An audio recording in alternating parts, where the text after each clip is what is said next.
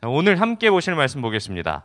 오늘 함께 우리가 살펴볼 말씀은 누가복음 24장 25절부터 36절입니다. 누가복음 24장 25절부터 36절까지의 말씀입니다. 제가 가진 성경으로는 신약 141면에 있습니다. 네, 다 찾으신 줄로 알고 우리가 함께 교독하도록 하겠습니다. 제가 먼저 읽겠습니다.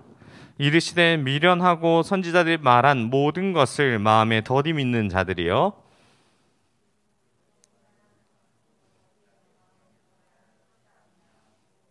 이에 모세와 모든 선지자의 글로 시작하여 모든 성경에 쓴 바 자기에 관한 것을 자세히 설명하시니라.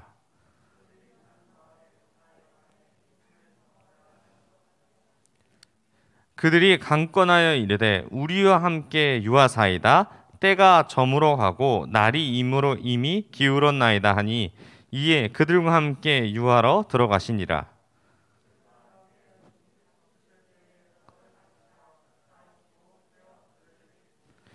그들의 눈이 밝아져 그인 줄 알아보더니 예수는 그들에게 보이지 아니하시는지라.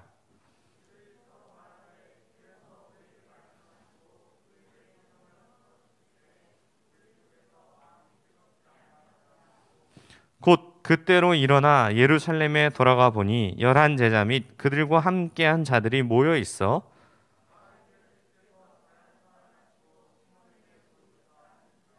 두 사람도 길에서 된 일과 예수께서 떡 떼심으로 자기들에게 알려지신 것을 말하더라.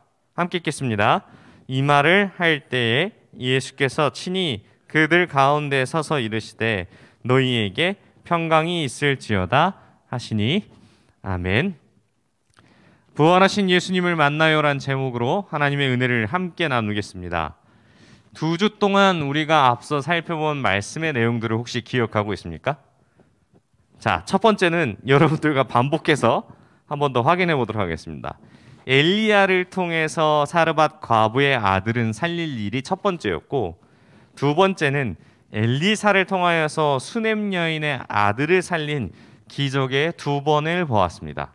이것이 성경에서 기록된 최초의 죽은 사람이 다시 살아나는 사건이라 이야기했었고, 여러분들을 지난주와 지지난주 말씀 가운데 왜 이 사람들이 살아났는지에 대해서 어떠한 역사를 보여주시는 데에서 하나님이 진짜 여러분들을 향한 그 뜻이 무엇인지를 설명하고 전달하였습니다.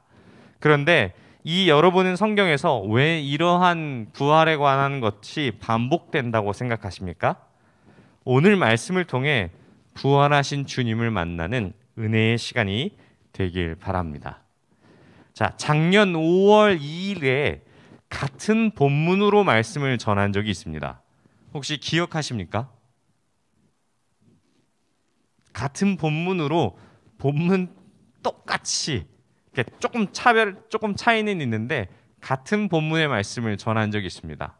그때 어떠한 제목으로 말씀을 전하였냐면 더디 믿은 증인이란 이야기로 말씀을 전했던 그 기억이 있습니다. 여러분의 말씀을 얼마나 기억하는지는 잘 모르겠습니다. 하지만 오늘은 좀 더 작년에 봤던 말씀과 달리 더 깊이 혹시 이야기를 하길 소망합니다. 자, 엠마오로 가는 두 제자 중에 부활하신 주님을 믿지 못하는 사람들에게 나타나셔서 믿게 하시는 은혜에 대해서 오늘 본문의 내용은 잘 다루고 있습니다. 1년이 지난 오늘은 부활주일에 지켜질 때에 이 부활의 의미를 한 번 더 살펴보려고 하는데요. 여러분은 예수님의 부활을 사실이라 생각하십니까? 아니면 이 사건이 거짓이나 혹은 설화 같은 이야기라 생각하십니까? 자, 한번 제가 잠깐 손을 들어서 표해 보겠습니다. 나는 예수님의 부활하심을 믿는다.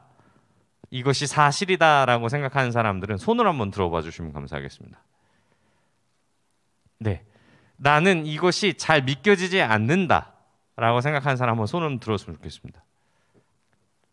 네, 여기는 우리 믿음이 너무 좋아서 없다라고 이야기를 하는데 마음속에 이 사건이 정말 진실일까? 왜 성경엔 이것을 이야기하는지에 대해서 잘 믿지 못하는 부분들이 많습니다. 상식적으로 생각했을 때에 죽은 자가 다시 일어난다라는 사실은 잘 일어날 수 없는 일이기 때문에 그렇습니다. 그때 아마 제가 이런 얘기를 했던 기억이 납니다. 죽었다 깨어나도 절대 할 수 없는 일, 죽었다 깨어나는 일, 이 답이었던 것입니다.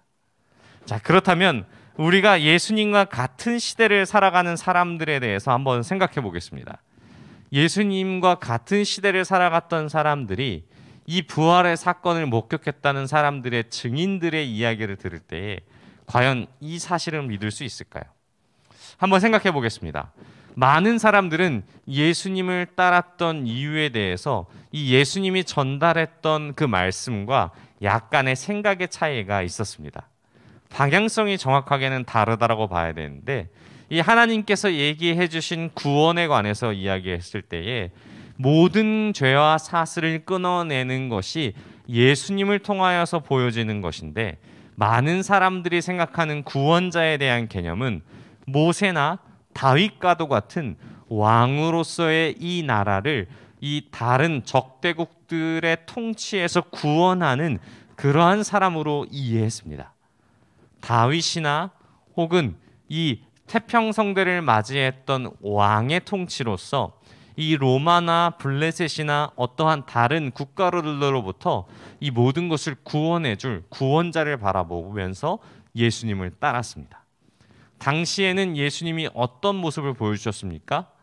사람들을 다니면서 하나님 나라의 복음을 전파하시고 가르치고 그리고 고치시는 사역들을 했습니다.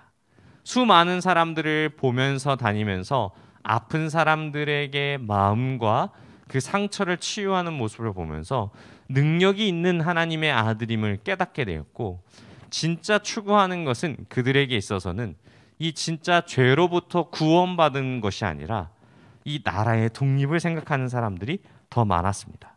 하나님께서 구원자를 보내주시는 말씀을 붙잡고 살아갈 때에 긴 시간 말씀을 붙잡고 살아가지만 현실은 나아지지 않고 강대국의 핍박 속에서 고난 가운데 살 때가 많았습니다. 당시의 사람들은 하나님의 말씀을 계속 붙잡고 살아갈 때마다 이것을 어렵게 생각하게 됩니다.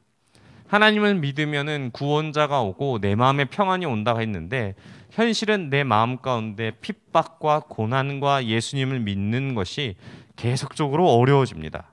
그래서 하나님의 하시는 말씀들이 공수표를 던지는 듯한 마음을 들었고, 강대국들을 섬기는 신들을 보면서 이스라엘도 그런 나라처럼 될 것 같은 생각에 하나님만을 섬겨야만 함에도 불구하고 동시에 이방 나라의 신도 섬기게 되는 것입니다. 그래서 우리가 여러 사람들을 보면은 어떤 것이 있냐면, 어른들 중에 이런 분들이 있습니다. 하나님을 섬기며 사랑하는 사람들이 있는데 부활절에는 교회를 가고 4월 초파일에는 절에 가고 이러한 여러 가지 신들을 섬기는 사람들이 있습니다.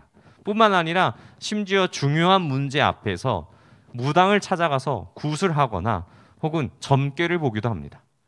이러한 사람들이 여러 가지 있음에도 불구하고 하나님의 말씀을 섬기지 못한 것이 이 마음의 본연의 가운데에 불안감이 존재합니다. 이런 이스라엘 백성에게 메시아는 곧 구원자이며 이상적인 예언의 말씀이자 현실이 아니었습니다. 하지만 눈앞에 기적을 일으키는 사람, 능력의 사람, 예수님이 진짜 나타나자 진짜 구원자로 생각하는 사람들이 늘어만 갔습니다. 이상적으로 생각하던 사람이 실제로 나타나니까 이 희망 회로를 돌리기 시작한 것이죠. 저분이 우리와 함께 하시면 다윗과도 같은 부강한 나라가 될 것이다. 로마의 핍박과 고난으로부터 우리를 구원해 주실 것이다. 그리고 이 모든 핍박에서 벗어나 자유롭게 하나님을 예배할 때가 바로 올 것이라는 기대감 때문에 그렇습니다. 이런 많은 사람들이 기대를 품고 예수님을 따랐지만 현실은 어떻습니까? 우리가 말씀을 바라봤을 때 그 당시에 예수님을 따랐던 사람들의 현실은 처참했습니다. 여러 가지 기적을 보이면서 하나님의 그 능력을 행사했던 사람이 십자가에 달려 죽으실 것이라는 것을 상상하지 못했습니다. 만약에 능력이 가지고 있는 그러한 능력을 가진 사람이 죽은 자도 일으키시는 사람을 봤을 때 이러한 능력을 가진 사람이 죽을 것이라는 것을 상상했습니까? 수많은 죽은 자를 살리고 병자를 낫게 하는 기적을 보여주는 능력자임에도 불구하고 현실은 십자가에서 자신을 구원하지 못하는 사람이었습니다. 십자가에 달리신 예수님을 바라보면서 많은 사람들은 실망감에 빠지기 시작했습니다. 결국 십자가에서 예수님이 죽으신 모습을 확인하자 예수님을 따랐던 사람들의 결말은 어떻게 되었습니까? 아, 내가 생각했던 분이 아니었구나 하고 실망하며 자기의 집으로 돌아가기 시작합니다. 정작 3일 뒤에 부활한다는 예수님의 그 말씀은 잊은 채 고향으로 돌아가게 됩니다. 하지만 오늘 말씀을 보면은 예수님은 엠마오로 가는 이 길목에서 두 제자에게 나타나셔서 구약에서 말하는 선지자들의 말씀을 듣고서 믿지 못한 자들이라 칭하시며 그리스도가 자기의 영광에 들어갈 것을 말씀하시고 모세와 선지자의 글 그리고 모든 성경에 자신에 대해 쓴 것임을 풀어주기 시작하십니다. 하지만 말씀을 한번 볼까요? 이 말씀을 살펴보면 제자의 반응이 조금 이상합니다. 자, 한번 우리 말씀을 다시 한번 보겠습니다. 자, 28절 말씀부터 쭉 보도록 하겠습니다. 함께 읽겠습니다. 그들이 가는 마을에 가까이 가매 예수는 더 가려 하는 것 같이 하시니 그들이 강권하여 이르되 우리와 함께 유하사이다 때가 저물어 가고 날이 이미 기울었나이다 하니 이에 그들과 함께 유하러 들어가시니라. 우리가 이 말씀을 봤는데 26절과 27절에 예수님께서 제자들에게 이 모든 것을 풀어주실 때 이분이 누구이신지를 이 제자는 깨닫지 못합니다. 하지만 말씀을 같이 들으면서 그 가운데에 어떤 점을 발견하게 되냐면 32절 말씀에 보면 그 성경을 풀어주실 때 마음이 뜨겁지 아니하느냐라고 고백합니다.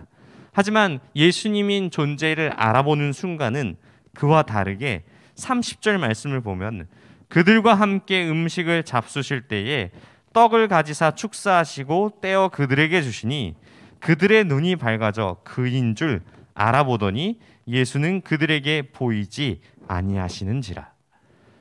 하나님의 말씀을 풀어주고 그 말씀에 뜨거움이 있었는데 결과적으로는 그것으로 말미암아 예수님을 알아보지 못했습니다. 하지만 그 가운데에 예수님을 알아보는 순간이 밝혀졌는데 그것은 예수님께서 음식을 함께 먹을 때에 떡을 가지시고 축사하시면서 떼어주시면서 그들에게 이 말씀을 실제적으로 먹이실 때 이것이 눈이 떼어졌다라고 이야기합니다. 이 말씀에서 전후가 조금 이상하다고 생각합니다.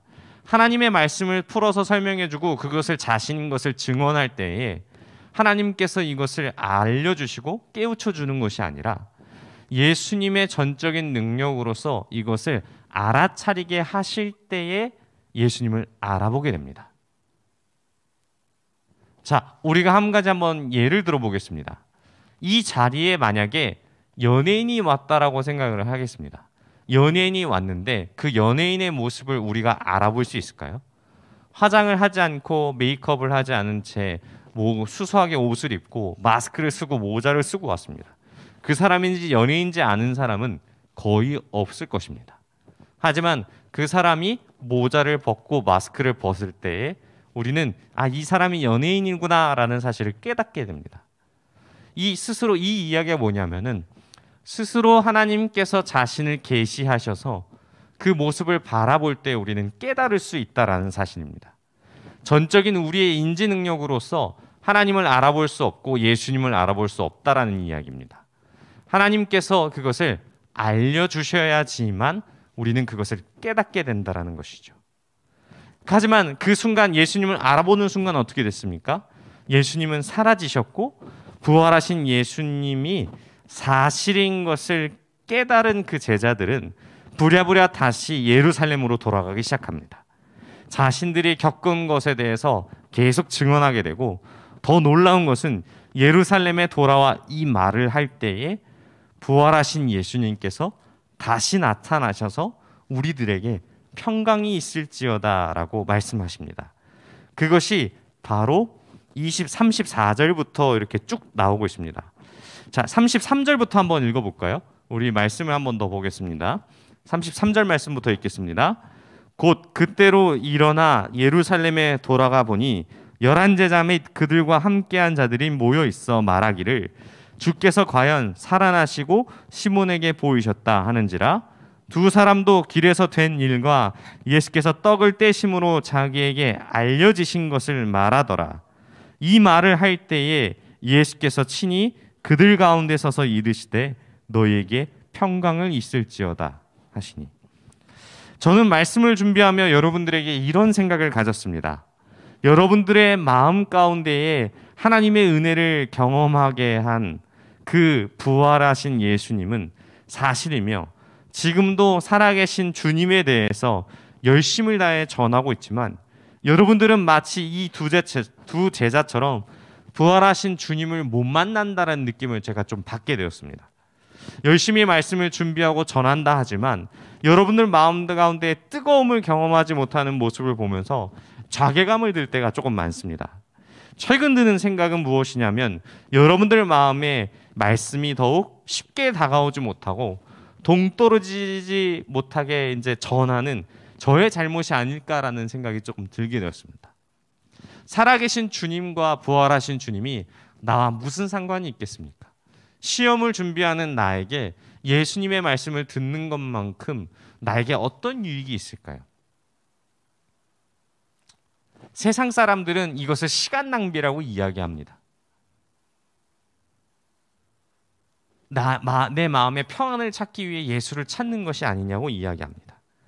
하지만 여러분들은 오늘 말씀에서 어떻게 대해 생각하십니까?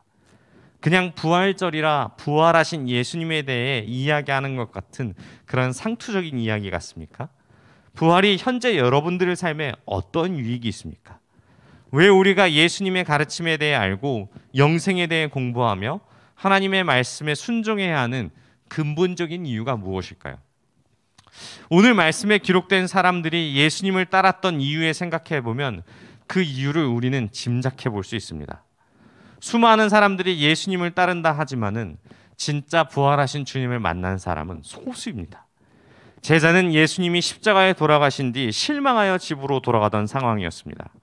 구약에서 말하는 예시아가 예수님인 줄 알고 어려운 현실을 이겨낼 구원자인 줄 알았는데 그 구원자가 죽자 희망을 잃어버린 것이죠. 우리 역시 마찬가지입니다.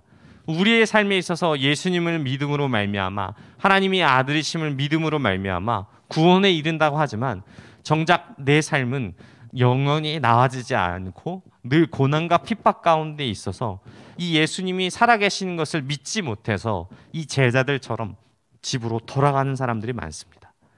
정작 부활하신 주님을 만났음에도 불구하고 그들이 알아보지 못한 이유는 그 실망감 때문에 내가 원하는 것을 이루지 못한 그 실망감이 눈을 가리어서 진짜 부활하신 주님을 못하고 눈을 가리고 말아서 예수님께서 이것을 자세히 설명해 주시고 다시 한번 풀어주시고 만나주사 눈을 뜨게 된 것이죠. 사랑하는 고등부 여러분, 여러분은 예수님을 만났습니까? 아니면 부활하신 예수님을 만났습니까? 사람들의 생각으로는 나에게 유익이 되는 예수님을 만납니다. 하지만 자신이 원하는 것을 주지 않으시는 예수님이 죽자 실망하며 예수님을 떠나게 됩니다. 하지만 부활하신 예수님을 만나면 다릅니다.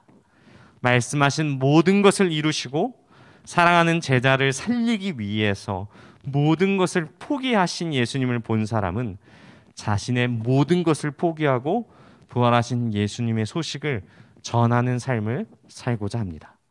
왜 그럴까요? 어떠한 유익이 있을까요? 이 사람들에게는 세상에 이것보다 더 귀한 것이 없기 때문입니다. 성경에 기록된 말씀대로 예수님은 누구든지 만날 수 있습니다. 하지만 부활하신 주님을 만나는 것은 아무나 할 수 없습니다. 기록된 성경이 사실임을 믿어야 하며 그 말씀의 예언을 성취하신 분이 예수님임을 알아야 합니다. 십자가에서 우리 죄를 위해서 죽으시고 부활하셨던 사실을 알아야 하며 우리를 위해 하늘로 올라가셔서 지금도 살아계셔서 하나님과 우리의 사이를 중보하고 계신다는 사실을 알고 믿어야만 부활하신 주님을 만날 수 있습니다. 사랑하는 고등부 여러분, 진짜 부활하신 주님을 만나길 소망합니다. 이 시간 여러분들 마음 가운데 뜨거움이 있길 소망합니다. 부활하신 주님은 우리의 힘으로 만날 수 없습니다. 하나님의 때와 방법으로 여러분들에게 나타나셔서 제자들에게 하신 것과 마찬가지로 같은 은혜를 부어주실 것입니다. 만약 여러분들이 부활하신 예수님을 만났다면 오늘 제자들처럼 길에서 돌아와 예수님을 전하는 일에 온 힘을 다할 것입니다. 오늘 말씀을 기억하시고 부활하신 주님을 꼭 만나 기쁨으로 그분을 영접하고 내 인생을 그분을 위해 감사함으로 드리는 제자의 삶을 사는 저와 여러분이 되시길 바랍니다. 우리 들은 말씀을 생각하며 함께 기도하겠습니다. 하나님 아버지, 부활하신 예수님을 간절히 만나길 소망합니다. 내 삶의 주인 되시며 나의 모든 것을 주신 주님, 생명도 아끼지 아니시는 주님을 만나길 소망합니다. 다른 이스라엘 백성들처럼 그저 예수님을 만나고 단순히 생각하는 구원자의 그런 개념이 아니라 모든 죄를 사하시고 영원한 속박에서 우리를 속죄함으로 건져내 주신 그 영광의 부활하신 주님을 바라보며 나아가오니 이 시간 나를 붙드시고 부활하신 주님을 만나게 해달라고 우리 주여 한번 부르시고 통성으로 함께 기도하겠습니다. 주여